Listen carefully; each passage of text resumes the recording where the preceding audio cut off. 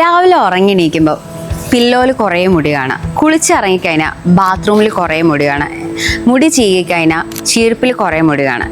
ഇതൊക്കെ കണ്ടുകൊണ്ടിരിക്കുമ്പോൾ നമ്മൾ വന്നിട്ട് പറയും എനിക്ക് നല്ല മുടി കൊഴിച്ചിലാണെന്ന്. പക്ഷെ മനസ്സിലാക്കുക, 50 to 100 വരെ മുടി കൊയ്യും. അത് സാധാരണയാണ്, നോർമലാണ് ഹെയർ ഫോൾ. പക്ഷേ ഒരുപാട് ഹെയർ എന്ന് വെച്ച് കഴിഞ്ഞാൽ ഹെയർ ഭയങ്കര കെട്ട് കണക്കിന് പോരുക. നിങ്ങളുടെ സ്കാൽപ്പ് എന്ന് വെച്ചാൽ നിങ്ങൾ തലയോട്ടി കാണുന്ന പാകത്തിൽ മുടി കൊഴിച്ചിലുണ്ട്.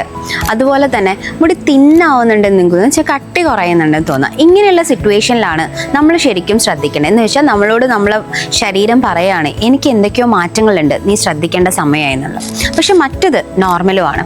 എന്നാൽ ഈ അബ്നോർമാലിറ്റീനെ എങ്ങനെ മാറ്റിയെടുക്കാമെന്നല്ലേ?